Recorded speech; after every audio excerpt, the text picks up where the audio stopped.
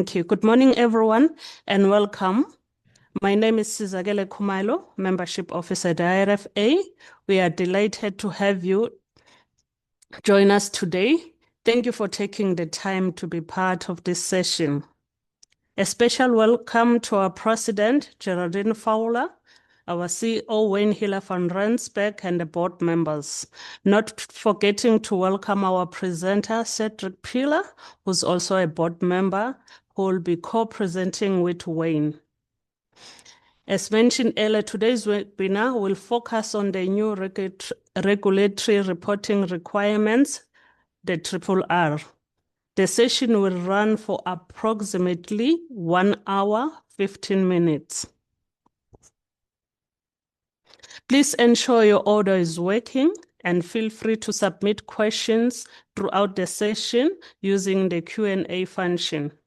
Your continued engagement and participation make these sessions possible. Also note that the session is being recorded. Before we move to the main discussion for today, I would like to take a moment to highlight our membership and the benefits it offers. Firstly, a reminder to our members that membership is due for renewal on the 1st of March 2026, which is next month. I'm sure you might have received the mailers in this regard. And to those that are not yet members, we are looking forward to welcoming you in the Institute. Our benefits. As a member, you get the opportunity to interact with regulators, policymakers, and critical industry players. You will stay informed and updated on industry-related matters. You also have voting rights for board members, as well as right to stand for election. Advocacy and lobbying opportunities, where you get an opportunity to be consulted and to represent the IRFA at retirement policy formulation processes. You also get exposure to the continental retirement industry. Lastly, as a member, you attend paying events at a discounted rate. As mentioned before, that the session is being recorded, but please note that it will only be shared with members. For more information on membership, you can reach us by sending us an email on membership@irfa.org.za or give us a call on 011-450-1670. Thank you, everyone.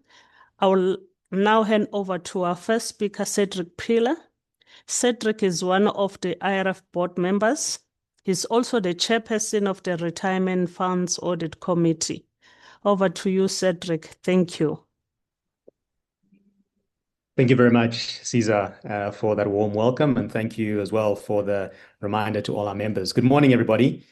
Thank you for joining us this morning. We know that there may be other competing commitments, but you decided to join us for this critical session. As Caesar has mentioned, my name is Cedric Piller. I'm a board member of the RFA, as well as the chairperson of the Retirement Funds Audit Committee. I'll be facilitating this very critical session for you this morning on the new regulatory reporting requirements, or as we all know it to be, the RRR. RRR is going to fundamentally change the manner in which pension funds and retirement funds at large report on their financials and operate within the South African landscape. I'm not alone, though. The CEO of the RFA is also co-hosting this session with me, and you'll hear from him a little bit later. Together, we'll be tackling this critical session and providing you with the content that is going to follow. Now, before we begin, I just want to make one thing very clear and set some expectations, is that this is not going to be a technical accounting webinar. We understand that on the call this morning is not people from the accounting profession alone. We've got a variety of different audiences that have tuned in this morning. And so you are not going to leave here as an IFRS expert, and that is by design. What we're trying to do is enable you to leave this webinar with something far more valuable than being an expert on IFRS. but rather we would hope that you leave this webinar having the ability to ask the right questions of your service providers as it relates to RRR. We hope that you'll leave this session being able to recognize red flags early on, and we hope that you'll be in a better position to fulfill your fiduciary duty with confidence, having listened to the content this morning. We have around 75 minutes together. We've spent, I guess, about 10 of that already, but I promise that every single minute of this webinar is one that will make count. I want to be clear about what we're going to achieve today. By the end of this session, we are hoping that you as an attendee will be able to firstly understand what the RRR actually is and why the FSCA has decided to introduce it. We hope that you do not feel that RRR is regulatory overreach, because not at all. There are very specific rationales around the policies behind RRR that you need to understand as a fiduciary professional. And you need to ensure that your reporting for your specific retirement fund is aligned with the expectations that the FSCA has set out. And you should be able to explain these changes to your members broadly. Secondly, we hope that you'll be able to identify your specific governance responsibilities. What are you personally accountable for, either as a trustee or a principal officer? What can you delegate? But also, what is it that you must own and take accountability for? Thirdly, and this is actually the most practical part here, is we're hoping that you'll walk away with a script. Literally, we hope to provide you with a set of questions that you can ask your administrator or your fund accountant or your auditor or your asset manager at your next board meeting regarding compliance with this new standard. And these aren't going to be theoretical questions, so you don't have to be intimidated. These are going to be an exact question and script that is practical and will allow you to tell whether or not your fund is ready for RRR or whether you are at risk. Finally, we're hoping that you'll walk away understanding the implementation timelines. Now, there is some confusion about the dates. The standard says that it's effective 1 January 2026, but the regulator has indicated that the actual implementation date will be confirmed. We'll address a little bit of this ambiguity head on, and we'll tell you what it is that you can then expect regarding the timelines. All right, let's move forward. I'm going to hand over to the RFA CEO, Wayne Hiller van Rensburg, to kick us off with the implementation timelines and the status update. Thank you. Let's talk about that immediately. The implementation date.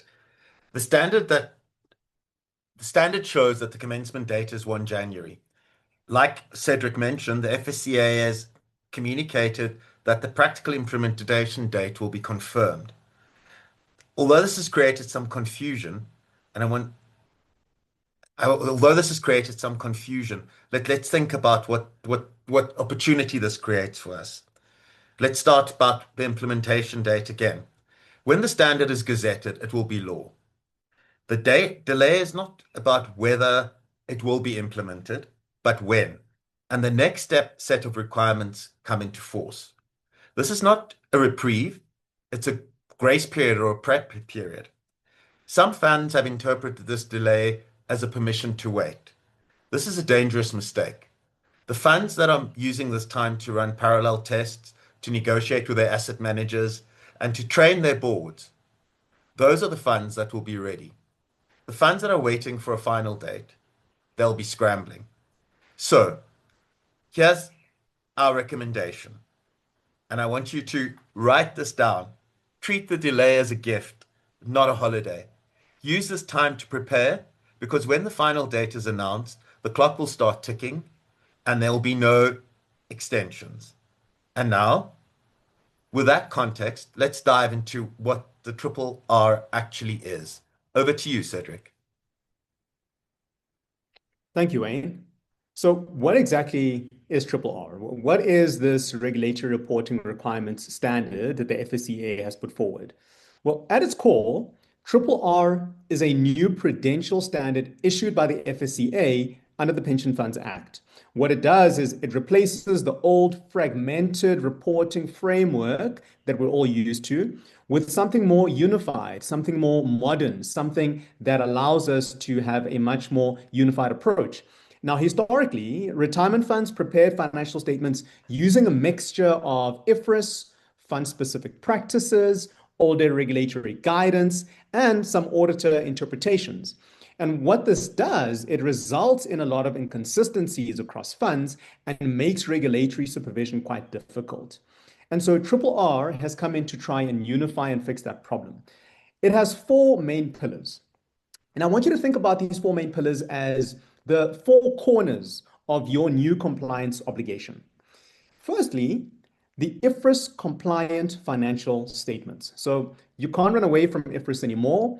Your fund's annual financial statements must now be prepared in accordance with the International Financial Reporting Standards. There are no more simplified formats, no more close enough. The expectation is that funds will now comply with the full suite of the IFRS. The second pillar is a universal audit requirement. Every fund, regardless of size, must now have an external audit. The old exemption for funds with fewer than 50 members, well, that's going to be done away with. If you're a registered retirement fund, the expectation is that you're going to have your financial statements audited, period. The third pillar is standardized regulatory templates, and this is an exciting one.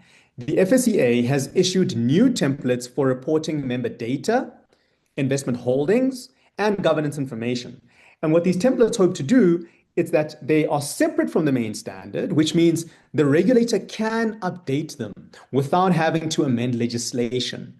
And the idea is to make reporting fit for purpose, so that financial statements enable the FSCA to assess things like solvency, to have proper governance and oversight, and to also assess risks more effectively as well. And the fourth pillar is enhanced ESG and investment disclosure. And this is something we've struggled a lot with in the industry to be consistent. But the idea is that when RRR becomes effective, you must now report on environmental, social, and governance factors in your investment portfolio. And not just at the surface level, there is a need for look-through data, meaning that you need to report on the underlying assets in your pooled funds. Now, these four pillars are not optional. They actually set the new baseline. And after Wayne has discussed the rationale behind RRR, I'll come back and help us to unpack each one of these pillars. And Wayne, over to you to discuss the rationale. Thanks, Cedric. Let me just get my equipment working here. Great stuff. Now, some of you might be thinking, why is the authority doing this? Our current system works fine. Let me challenge that assumption. The FSCA's rationale is built on three pillars. Member protection. The regulator or the authority has made it very clear. A member in a small fund deserves the same level of financial assurance as members in a large fund. The old exemption created a two-tier system where smaller funds were essentially self-certified. That is no longer acceptable. Then, the next element is data quality. The current reporting landscape is fragmented. Different funds use different accounting policies, different templates, and different definitions. This makes it nearly impossible for the regulator to conduct meaningful cross-sector analysis. The RRR standardizes everything, which improves comparability, enables better supervision. And thirdly, international alignment. South Africa is not operating in a vacuum. Global pension fund regulation is moving towards IFRS and enhanced ESG reporting. So this isn't about making life harder. It's about raising the bar for the entire industry. And yes, that comes with costs and complexities, but it also comes with credibility. Let's look at the specifics. Cedric, over to you. Thanks, Wayne.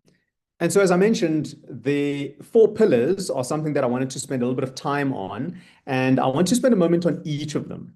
I spoke about this a little bit earlier, but I think let's do a little bit of, spend a little bit of time on each of them. And the first being the IFRS compliant financial statements. So as I mentioned, this actually means that for your fund, the balance sheet, the income statement, the cash flow statement must comply with a full suite of IFRS standards. This means that your administrator or your fund accountant, as it may be, will need to ensure that their accounting engine is configured correctly. In addition, your auditor will need to verify compliance with IFRS during their audit of the annual financial statements. But what about you? What is your role? Well, your role is to ensure that you approve the accounting policies and ask whether the administrator or the fund accountant systems are actually ready.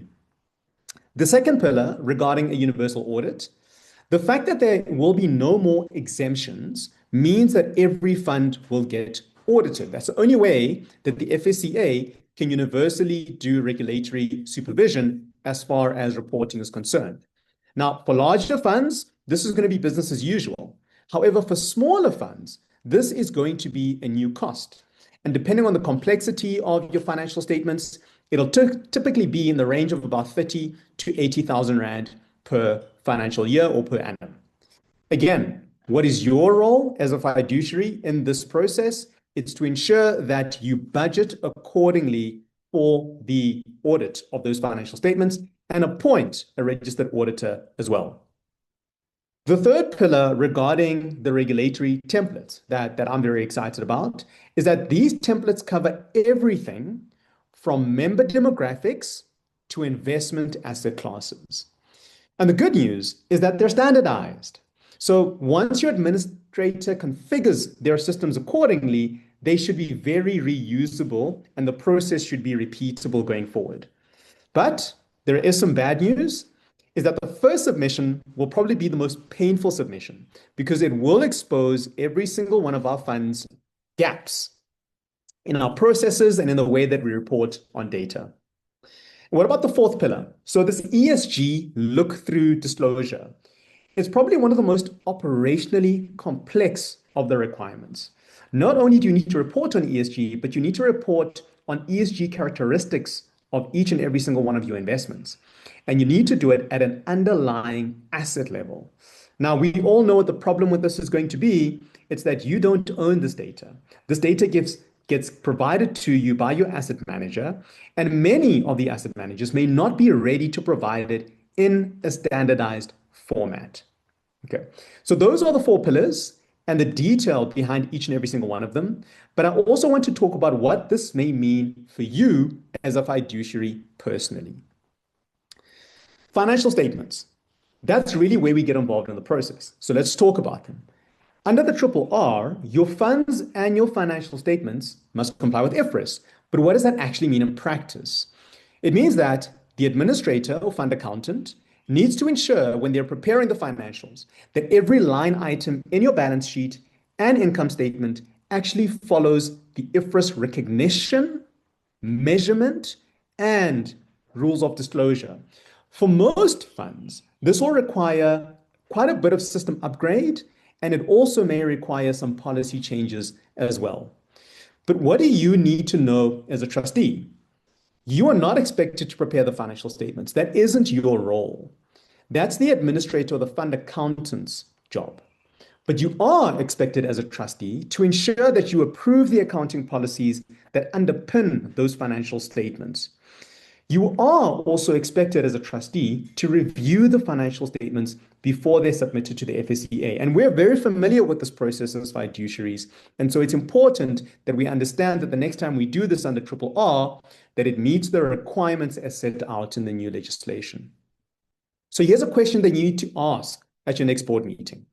Has our administrator or fund accountant confirmed that our accounting system is fully IFRS compliant? And have we actually seen a draft of the new format? If the answer to that question is anything other than yes, and here's the draft, then you know that you have a problem. We've talked about financial statements. Let's talk about this universal audit requirement. This is a big change specifically for smaller funds that have not had to do this in the past.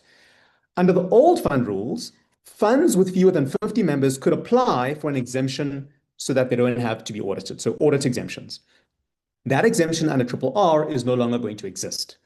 Every fund, regardless of size, now must have an external audit. This obviously impacts all funds, but the impact is going to be greatest on the smaller funds that have never been audited before and have to make provision for this financially. The exemption has now been permanently removed. So there is no threshold. There is no waiver to this process. And because audits provide independent assurance, they also catch errors. They deter fraud, and they also give members confidence that the operations of the fund are financially stable and sound. But again, for smaller funds, the biggest hurdle is going to be the cost. For small funds to be expected to pay between 30,000 and 80,000 Rand per year for a full scope audit may be a bit expensive. For larger funds, the already high cost may be going higher, but you're probably already budgeting for that as we stand. But here's the trustee's question. At the next audit and risk committee meeting, for example, you should ask, has our fund budgeted for the audit fees in the 2026-2027 financial year? And have we appointed a registered auditor? If you haven't budgeted for this, if you haven't appointed a registered auditor, then there is a need for you to think about doing that before RRR catches up with you. And there's also a need then, of course, to make sure that the budget allows for you to make these appointments. Now, the exciting part that for me, at least is exciting, is these regulatory reporting templates that are going to ensure that the reporting is going to be universal and standardized. So let's talk about the regulatory templates. These are standardized forms that every single fund will use to report data to the FSCA. The templates cover 4 main areas: member data, investment holdings, ESG metrics, and governance information. And this then allows the FSCA to have proper regulatory oversight at a universal and standardized level for every single fund. But here's the key insight. These templates are separate from the main Prudential Standard. And why does that matter? It matters because the FSCA can update those templates without having to amend the legislation. This gives the regulator some flexibility then, but it also means that you need to stay alert for any changes that may come out, which may be slightly quicker than what we're used to. The biggest benefit, of course, of standardization is that it improves data quality, it improves comparability across the sector, but the challenge is that for the first submission, it is going to expose some funds and gaps in fund data that's currently being collected and reported on. And so for you as a trustee, the question that you should ask is that, has our administrator confirmed that they can populate the new FSCA templates, and have we seen a sample output? That should give you confidence. If your administrator says we're working on it, that simply isn't good enough. You need to be able, as a trustee or a principal officer, to see this sample. You should see where the gaps are, and you need to plan to fill those gaps. Now, I know, Wayne, you're very passionate about the ESG and investment disclosure, so I'm going to hand over to you to chat a little bit about how this ESG and investment disclosure is going to work. Thank you, Cedric. Let's talk about ESG. This is where things get operationally more complex. The RRR requires you to disclose environmental, social, and governance factors in your investment portfolios, and not just at a top level. You need to look at the data, look through at the data. This means that you invested in a pooled portfolio or pooled fund, like a multi-manager fund, a unit trust. You need to report on the underlying assets in that pool. It's already a requirement, but there's deeper analysis required. Here, the problem is you don't own this data. Your asset managers do. And many asset managers are not ready to provide it in a standardized format. Let me give you a real-world example. Let's say your fund invests in a balanced fund managed by a large asset manager. Under the old rules, you would be able to report balanced fund, 10 million rand, and a bit more, now there's still further requirements, but we then now have to do things like the new rules that are existing already would say you need to break this down into equities, bonds, and cash, for example. And then, and this is the crucial part, you need to report the ESG characteristics of each of these asset classes. Who provides that data? It's your asset manager. And if they don't have it, or if they provide it, well, they will have it. But if they don't provide it in a format that your administrator can use, you have a compliance gap. Here's the trustee question. Have you engaged with your asset managers to confirm that they can provide the ESG data in the required format? And have you seen a sample data extract? This is not a theoretical question. This is a question that will determine whether you can comply or not. Something to ponder and big questions to ask, but we will summarize at the end. Cedric, over to you. Thanks, Wayne. As a fiduciary myself, the question that crosses my mind is, what is my governance role? And the governance role is oversight, not execution. And so let me pause and clarify something that's very critical. Your role as a trustee or principal officer in this process. As mentioned, we don't prepare the financial statements. We're not expected to populate the templates. We're not expected to be IFRS experts. But what we are expected to do is to ensure that our service providers understand the new requirements. That means for our administrators, our fund accountants, our auditors, the asset managers, they all need to know what's coming, and they all need to provide you with some information and insight into how they're going to assist with the fund being able to comply much easier. Our role is to approve the budget for those compliance costs. So there will be system upgrades that will be required. There will be audit fees that are either going up or are going to be new for smaller funds. And there are going to be consultation fees and consultant fees. These all cost money, and we need to be able to manage these within an approved budget. We are also expected to review and approve the annual financial statements. We do need to read them. We do need to understand them, and ultimately, as trustees, need to sign them off. And so it's important that we understand how they're being compiled and what message of reporting that's sending to the regulator. There is also an expectation that we monitor progress and we hold our service providers accountable. If our administrator or any other service provider is behind schedule on compliance, we need to know. And if there are any concerns that are being raised by our auditors, we need to act. The principle here is that effective governance for us is about asking the right questions, not necessarily knowing all the answers. And on the point around questions and answers, we do see some questions that are coming through on the Q&A. We encourage you to continue to ask those questions. We don't promise that we have the answers for all of them, but we'll hopefully be able to engage you after the session is done on a couple of those. Now, the most practical part of the session is what we're about to go into next, the questions that you need to ask. We promise that we will provide you with the script and some questions that you can ask your service providers as it relates to the compliance on RRR. So let's be very specific. What should the board formally approve?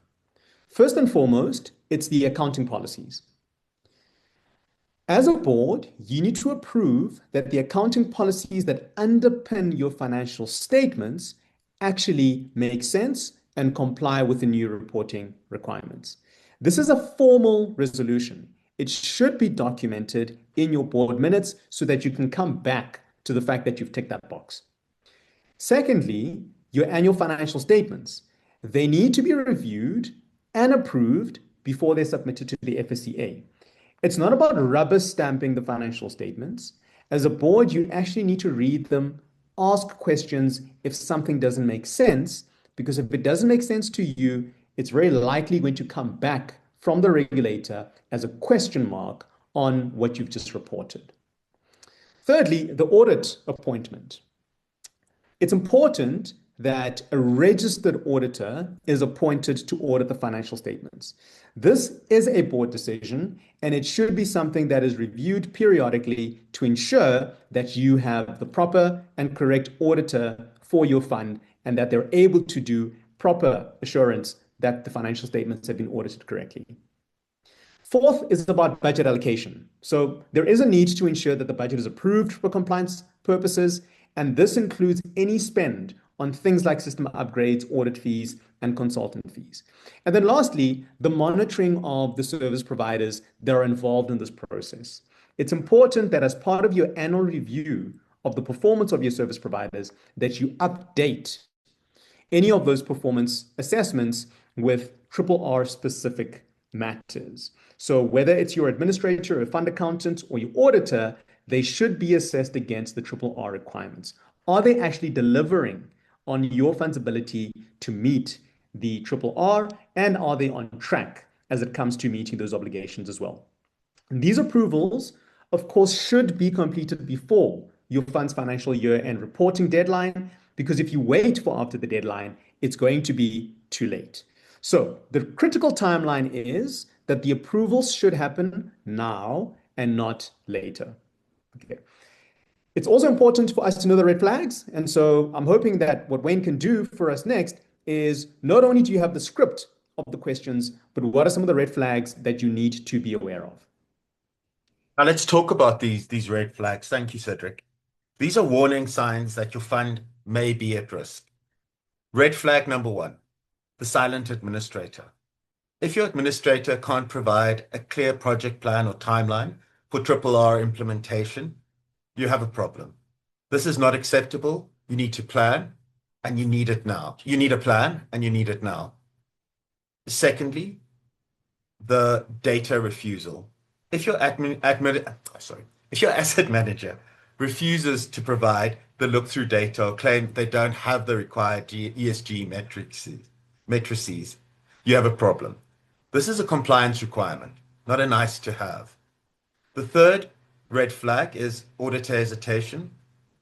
Even if your auditor mentions potential scope limitations regarding the new reporting requirements, you have a problem. This is the core for we can't audit this. This is the code for we can't audit this because the data isn't there. Our fourth red flag that we're looking at is budget silence. No budget has been presented for systems upgrade or increased audit fees or for the upcoming year. You have a problem. This costs money, and if you haven't budgeted for it, you're not ready. If you see any of these red flags, here's what you could do. Convene a special board meeting and demand a formal remediation plan from the various parties. Do not wait for the next quarterly meeting. Do not assume it will resolve itself. Escalate immediately. Now, let's talk about specific questions you need to ask. Cedric, now that we've looked at these red flags, been a bit dramatic, let's see how we can make this real. Sure. Thanks, Wayne. And between Wayne and myself, we'll chat about what are some questions to ask specific service providers in the process. I'll start with the administrator. And so what are some questions that you could potentially ask your administrator at the next meeting where they're present? Number one, have you performed a gap analysis on our current data versus the new FSCA reporting templates? Why should you ask this? Well, because identifying what's missing in terms of data fields early is critical. If you wait until the submission deadline to discover that you're missing data such as ESG, then it's a bit too late, especially ESG, because that data takes a while for it to actually come through. The gap analysis that your administrator needs to do should be done now, and you should be able to see the results now. The second question to ask your administrator or fund accountant is your system fully configured to generate IFRS compliant financial statements automatically? Again, why would you ask this? Because the manual workarounds just increase risk and cost way too much. The systems that they use should be able to handle heavy lifting. If your administrator says, we're going to do it manually, As Wayne has mentioned earlier, that's a red flag. And maybe a last question to ask your administrator is, what is your timeline for running parallel tests before the effective date? Why would you ask this? Because you need to see a dry run of those new reports before they actually become legally mandatory. You need to see what the output is actually going to look like and what it is you're going to be analyzing as a trustee. You need to see where the gaps are, and you need time to fix those gaps. So here's the red flag answer. If you get an answer that says we're waiting for the FSCA to confirm the final implementation date before we start, then you know that's a red flag and you have a problem. The time to start is now, not later. There's been a lot of consultation already on this RRR, and there are certain things that you're able to start seeing before the implementation date. That's the administrator. Wayne, what questions should our participants be asking of their auditors? Cedric, we think that there are essentially three questions that you should consider asking your auditors. The first one's an obvious one, and you won't be approved, but it's probably still a good one to ask. Is are you as an audit firm accredited by IRFA and the FSCA, which they'd have to be to perform pension fund audits? But I think posing the question and getting confirmation makes sense. The reality and the reason for this, and why I'm saying it's unlikely that you have an auditor that isn't, is that all auditors, not all auditors, are licensed for this specific kind of auditing work. The RRR, in addition, raises the bar, and you need to ensure that your auditor meets the new standards and is fully equipped for retirement audits. Then secondly, how will you verify our new ESG and look through disclosures? The reason we suggest you ask this is because this is a new audit area. The auditor needs a clear methodology to verify non-financial data. If they don't have one, they're not ready. And then thirdly, can you confirm your independence from our administrator? Again, this shouldn't be a huge issue, but that's worth asking. And why would you be asking this? Because the auditor needs to be objective and not have any conflict. They cannot be the same entity preparing the financial statements, as you mentioned earlier. And if they do both, it's obviously a breach of independence. It's not a practice, but a reminder of what needs to happen out there. Here's the critical rule, really. Your auditor cannot prepare the financial statement. I don't think that's a practice, not something that could be allowed, but just a reminder. They can only audit them. And if they do both, clearly there's a conflict, and that's not allowed. This is a fundamental principle of audit independence, and you need to protect it and be able to rely on the information that they're providing based on this independence. Cedric, I think what we're going to look at now is the questions you could consider asking your asset managers. Over to you on that. Yeah, that's great. Thanks, Wayne. Now we've gone through questions to ask your administrator. We've gone through questions to ask your auditor. But given that there is a lot of reliance on you getting ESG data, what are some questions to ask your asset managers? First question, which is an obvious question, is can you provide a full look-through data for all our pooled investments? The reason you would ask this of your asset manager is because the RRR actually requires you to report on the underlying assets, not just the top level or service level regarding ESG. You cannot comply with RRR without getting this data from your asset manager. And so if your asset manager says we don't provide that, it's something that you definitely need to escalate. An issue that we'll be dealing with amongst our committees at the RFA is also regarding, can you get this in a standardized format? Because to ask your asset manager for the data is one thing, but to get it from different asset managers in different formats just increases the amount of effort and time that you would need to input that data into a reporting template. The second question to ask your asset manager is, how are you classifying assets according to the new ESG taxonomy? Again, why would you need to ask this? It's important because Now that you're required to report on sustainability factors, it's critical that the manner in which those sustainability factors are defined and are classified is also standardized and universal. You rely entirely on your manager's classification for this reporting. And so if they don't have a classification system, then there's a gap that exists.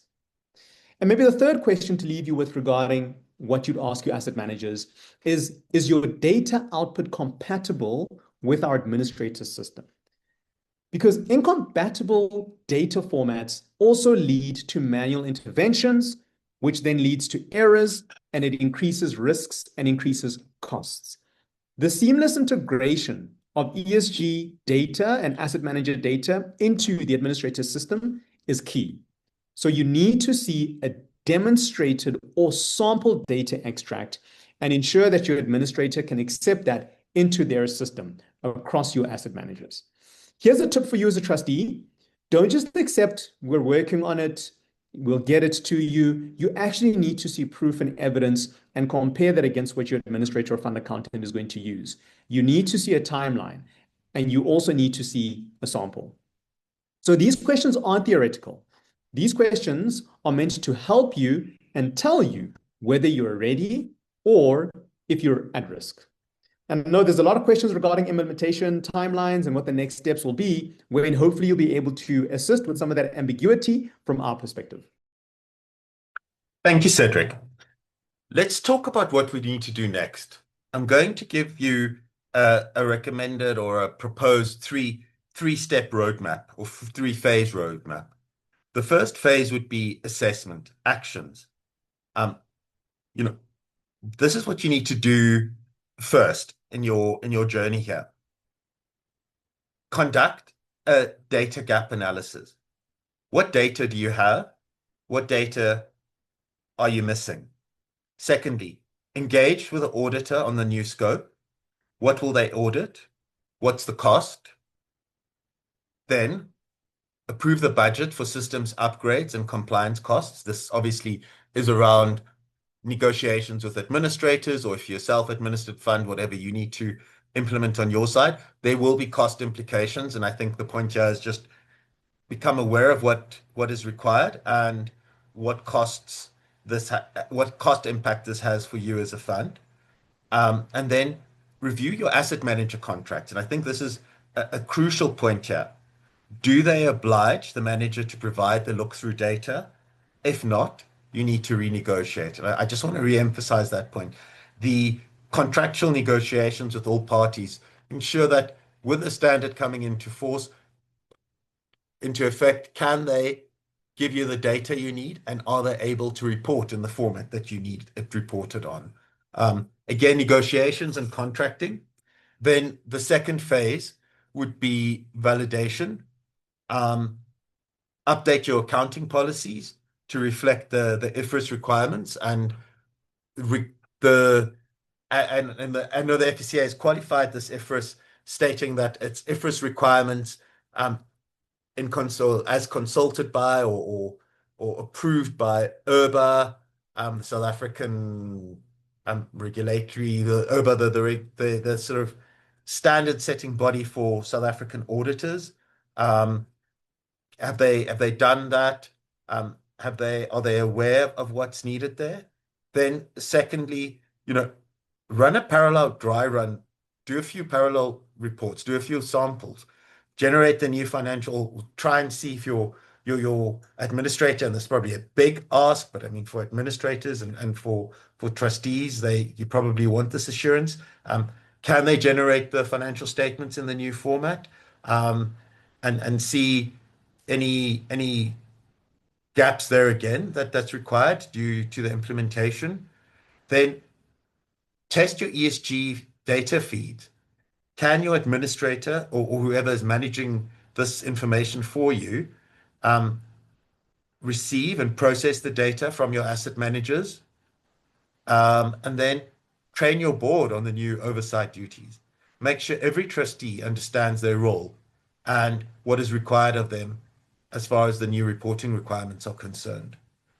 Then the third phase and the go live phase, which will be confirmed is, you know, your full IFRS and IRBA compliance when the financial statements go live. Submit the new regulatory templates, obviously, to the authority. For now, it's the FSCA. It might change, will change in future. Complete your first full-scale audit under the new requirements. Then monitor and remediate any gaps. The first year will be a learning year. You'll find fixes. You'll find issues and you'll have to fix them. Here's the key message. Do not wait for the final date confirmation. Use this time to test your systems. The funds are ready. The funds that are ready will be the ones that will get started early. Now, Cedric, we've said a lot. There's a lot happening here, and I know there are more questions than answers at the moment, I think, for many people as we start this journey. And just want to talk about the takeaways.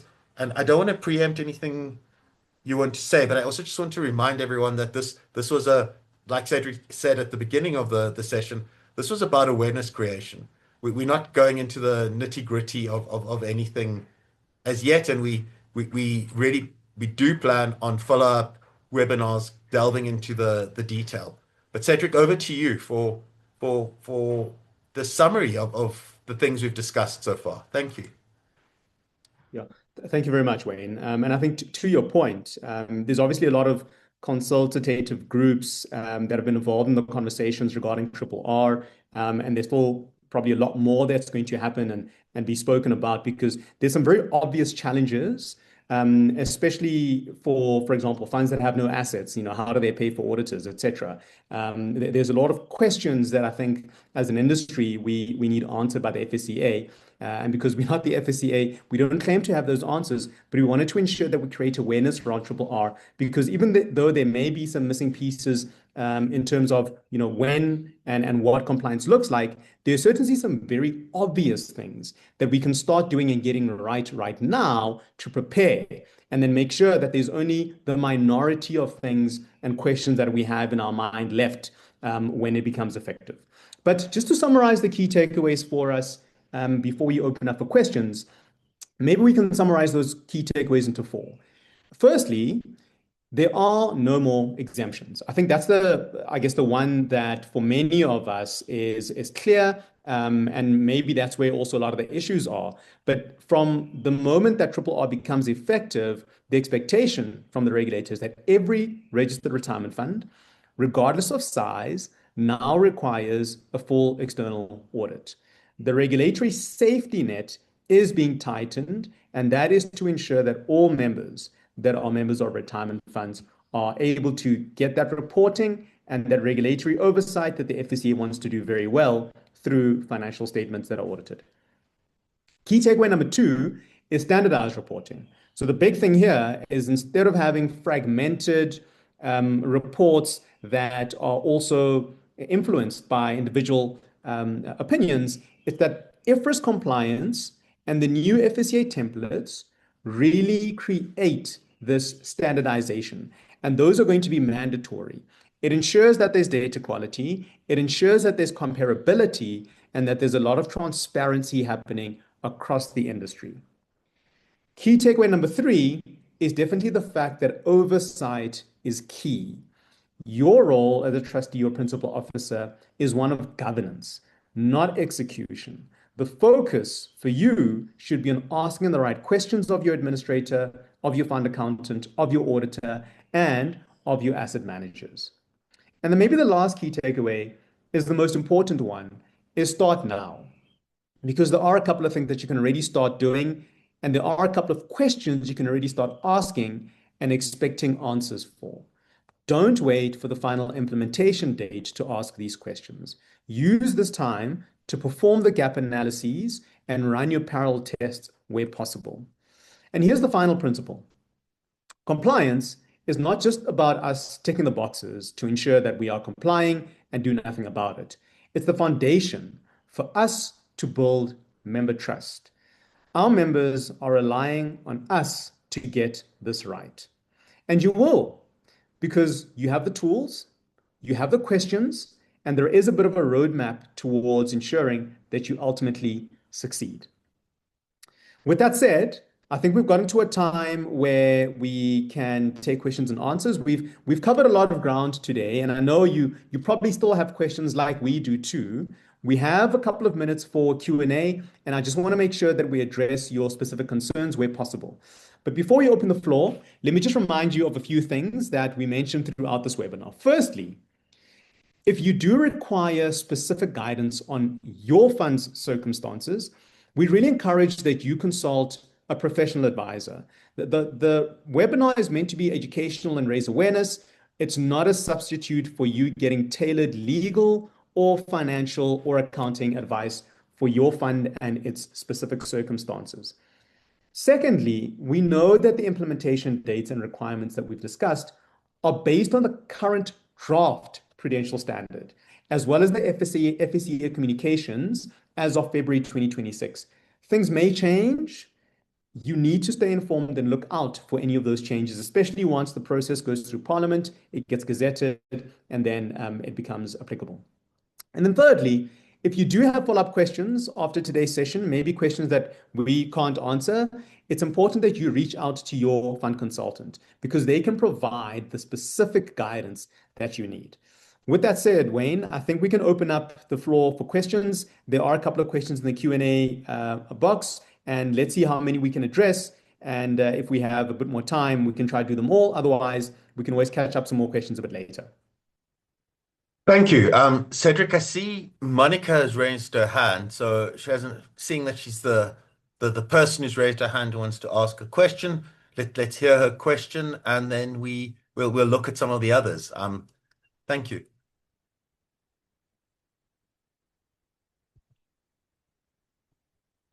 I don't know if Monica still wanted to raise her question.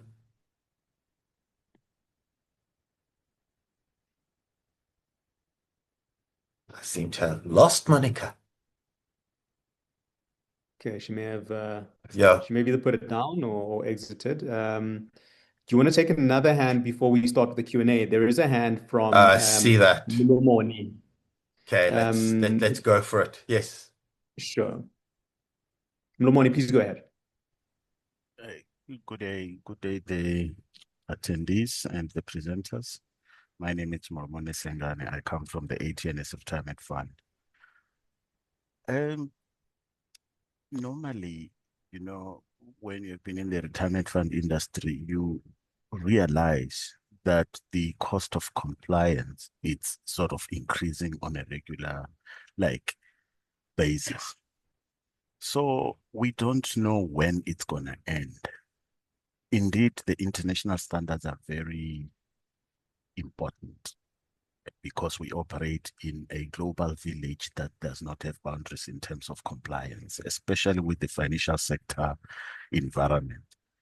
However, the cost, how best can we sort of manage down the cost of compliance? Thank you. Sure. Thank you for the question, Wayne. I'm happy to take a stab at it, and then if you want to jump in, please do. I think it's a pertinent and very important question because the more compliance burden, if you want to call it that funds experience, that is a parallel increase in costs. I think that there needs to be an appreciation, though, from all the stakeholders in the value chain of a retirement fund operating that we provide benefits for members. We provide benefits for members, their beneficiaries and loved ones in the event that they pass away, and we are not doing it for business. The result of that should be the ability to really scrutinize cost and really be able to negotiate cost for the benefit of members. I think one of the ways in which our industry can definitely reduce costs with regards to compliance is to automate as much as we can. And I take the notion and the criticism as well that most times, especially when it comes to preparing financials, that the fund accountants do this manually. But I think there also needs to be an investment and an investigation into how a lot of these things can be automated.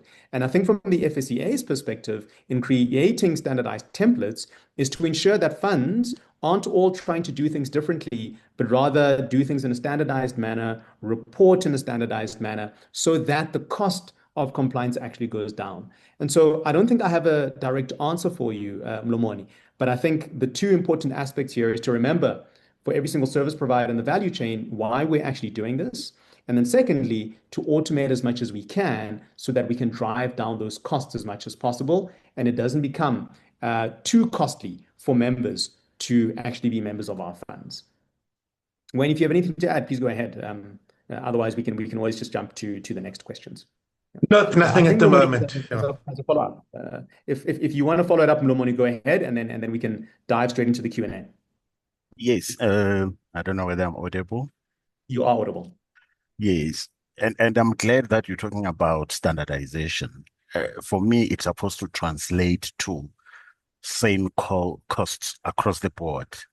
However, you will find that there are disparities there and there, and I would like the industry to engage much on these things, because once the systems are set up for these universal standards, we're supposed not to see Fund A having costs which are 5%, for example, and Fund B having a cost of 10%, something like that. So I don't know, it is something that we cannot answer perhaps here, but from an industry engagement platforms, we need to also address things of this nature. Thank you.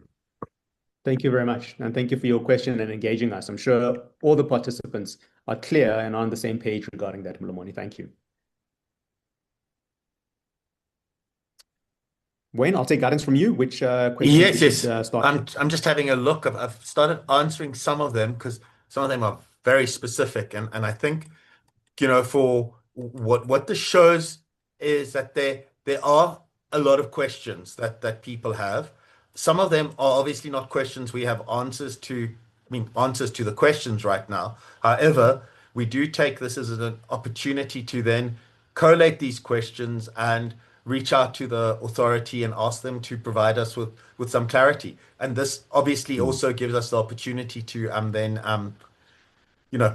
deal with the specifics in a follow-up session after we've created this awareness, at least of the conduct standard and the requirements from a governance perspective for trustees and principal officers. Yeah, 100%. I do see one or two that I would like to maybe go for it. Lift up. Sure. There was a question regarding funds that are in liquidation and whether they too now require audits. Now, in the absence of clarity from the FSCA, if you're generating financial statements, so as a fund that is in liquidation, and you're submitting and reporting on that, the question there is, will they require an auditor? If you're a registered fund, RRR is clear that you do require an auditor. And so if you haven't deregistered and the fund hasn't been closed down, and even though you're in the process, it'll require that gets audited. Of course, as we mentioned as well, through the consultative process, there may be things that are lifted up here that the FSCA deems and feels that requires changes to how they're going to implement RRR. And if that's one of the things that changes, so be it. But as it stands, the way that we interpret what has been provided is if you're a registered fund, then you are required that the financial statements that you generate get audited. Okay. Thank you, Cedric. Tobile, sorry. Yeah. Sorry, Go I should ahead. add on that point, once a fund is in liquidation, it's the liquidator that takes over that responsibility. And they'd have to engage with the FSCA on the requirements there. So good question, but I think it's something we can deal with later. It's not, I believe, an issue for boards to deal with. It's really obviously the liquidator who's going to have to look at that and figure out the requirements there. Sure. Thanks, Wayne.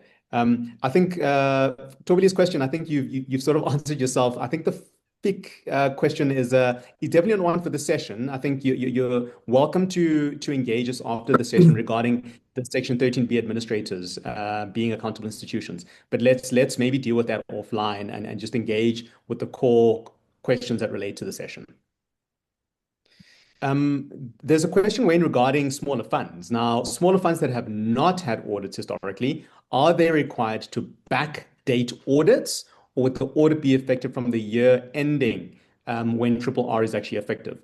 In my experience is that this is not something that's going to be retrospective. I don't think the FSCA is going to expect or even have the capacity to go through historical financial statements that are now going to be prepared according to a new template. And so my understanding that it'll become effective, and then financial statements going forward from that point in time would then need to be audited as well as put through the new reporting templates. Absolutely. No additional comments there, Cedric. Sure. Grant had a question on costs, Wayne, and his question is, where a fund audits their financial statements, do we expect that these RRR that's coming in results in an increase in audit fees? Is there an indication of the additional work and hence what a reasonable increase in fees would be? Or does the standardization mean that the audit scope would be cheaper? Again, going back to what Mlomoni was talking about. I think it's a difficult one to answer, Wayne. I'm not sure your thoughts on this, because I think it really depends from fund to fund on how your individual service providers are going to handle the compliance. And I think especially around some of the more, detailed reporting, your fund might have different investments, so it's your range in investments. Some funds might have one pool portfolio, others might have 20 or 30 investment providers.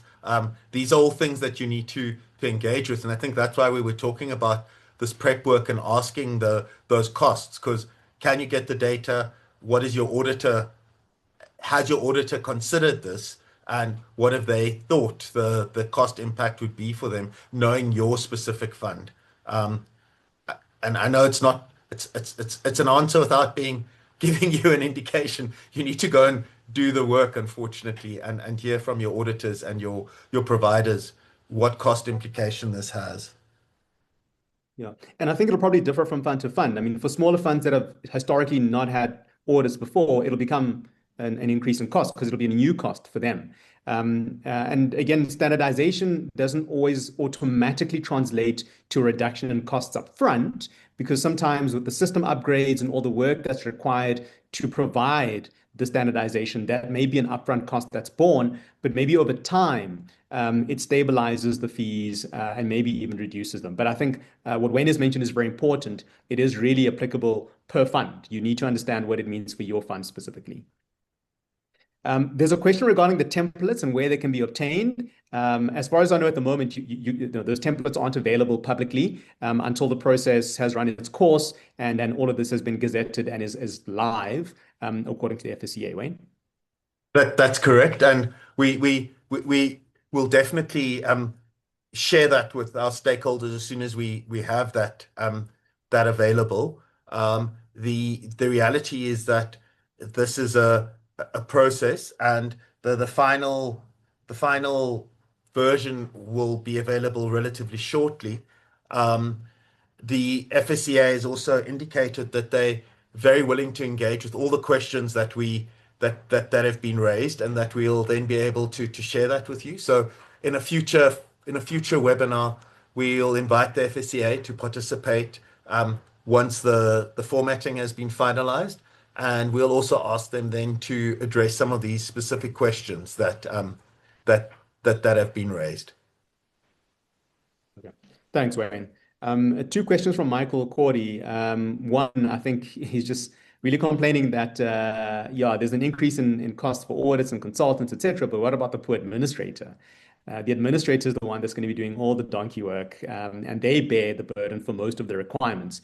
Now, obviously, if your administrator is also kind of doing your fund accounting, there is a lot of work behind the scenes to ensure that financial statements are actually done, and sourcing all the data and ensuring that it is in the correct format so that the auditors can audit it. And I think what I can say, Michael, is I hear you. The upgrades and the amount of money that is going to be spent by the administrators may end up being quite a bit. Again, whether your administrator ends up passing that back to the fund and then the members have to pay, or absorbs it is I think going to be a conversation for each and every single fund to have independently with their own administrator. Another follow-up from Michael is that it isn't clear as to what these new templates are versus new annual financial statements that need to be submitted. And I think we're probably talking one of the same thing here, Michael, is when the financial statements are being prepared, there's a specific template that they need to be prepared in accordance with. And so, we don't have clarity regarding what those templates look like at the moment, but I think to your question, we're probably talking about one and the same thing here. Okay. Wayne, there are some comments regarding a date that may have been incorrect, March 2026 instead That's of March correct. 2025. Yeah, no, we'll correct it. Yeah, that was a typo. That's correct. Yeah. Apologies for that. Michael had another one on ESG disclosures that, as far as he knows, the new format for the annual financial statements, it didn't have anything additional for the ESG in the look-through requirements for Reg 28. So he's talking about the Schedule IB in the audited financial statements. Michael, I mean, as far as I know, I think you're correct. In the Schedule IB, it isn't necessarily there, but I think the requirement for better and better quality ESG data in the financials themselves, that requirement doesn't fall away. As to what that's going to look like, I think we're yet to see. But I think with regards to the Schedule IB in the AFS, you may be correct that there isn't necessarily a change there. But I wouldn't want to preempt what that's going to look like, and rather kind of wait for the final requirements and those templates to see exactly what it means for the annual financial statements. And Wayne, do you want to take this one from Natalie? She's asking, saying it may be a silly question, but she's asking how aware or are ready are the auditors on this? If you have any experience and interactions, I know in the Retirement Funds Audit Committee, we're hopefully going to be discussing this in a lot of detail in our next meeting, but in your experience, have you seen whether or not auditors are aware / ready for triple R in your engagements? I think that there's an awareness, but obviously the devil's going to be in the detail. And as soon as the final formats are available, there's been various engagements around. So the answer is yes. The IRFA and psycho type people will be aware of it. They've been engaging with the FSCA on the drafts. So hopefully they've been consulting with their members to get the formatting correct and the information required. It's not been published yet, but we do know, just like the IRFA engages with the authority, IRFA definitely also engages, and it's exactly the same people we engage with. So yes, even if the individual auditors aren't aware, hopefully their professional body is creating the awareness around it. We haven't reached out to them as yet to determine that, but we know they are aware of it because they're the people negotiating with or engaging with the authority on the format. Yeah. Yeah, thanks, Wayne. And I see we are sort of running out of time. There's maybe one thing I just wanted to address. There's probably other questions that we can take offline and hopefully get back to our stakeholders on. But I know there's definitely a concern and some confusion around funds that are in the process of deregistration, where they have no assets, but they have not closed down yet. I know there's definitely a concern there regarding who's actually going to pay. Who's going to pay for this auditor if the fund doesn't have any assets or have any members? And again, that's something we can take back to our engagements with the regulator on, because we don't have the answer to that in this forum, but it definitely is a concern where if you haven't had to do this before, for these specific type of funds, it creates a bit of an issue regarding who ultimately pays and where does the money come from. And obviously, they're not expecting that the trustees are going to pay for this. But if there's no members or no assets, is it the sponsor? Or is it kind of the participating employer? Who is it actually going to be? We can take up that question with the FSCA in our next engagements. Right. Yes, thank you. I think, Wayne, I'll hand it back over to you. I think the 75 minutes that we had with our participants has come to an end with a minute left. If you want to do closing remarks. And again, any additional questions, we're happy to then handle through our office with our stakeholders and get back to our participants on. Let me just say thank you for allowing us to provide this awareness. But let me officially hand over to the CEO to close the session. Thank you all for your engagement today. I know this is a lot to absorb, but I want to leave you with one final thought. The RRR is not a burden. It's an opportunity. It's an opportunity to raise the bar for your fund, to improve your governance, and to strengthen your member trust. The funds that embrace the change they have to embrace the change, will be the ones that thrive. You now have a roadmap. And again, let's qualify this. Once all the templates are available, you have the questions, you have the tools, and the next step is yours. Thank you for your time, and I wish you all the best in your implementation journey. Stay safe, stay compliant, and most importantly, stay focused on your members. And we will share more as soon as we have more information available. Thank you everyone for attending.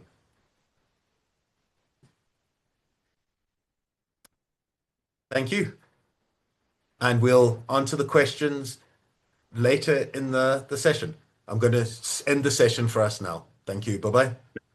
Thank you.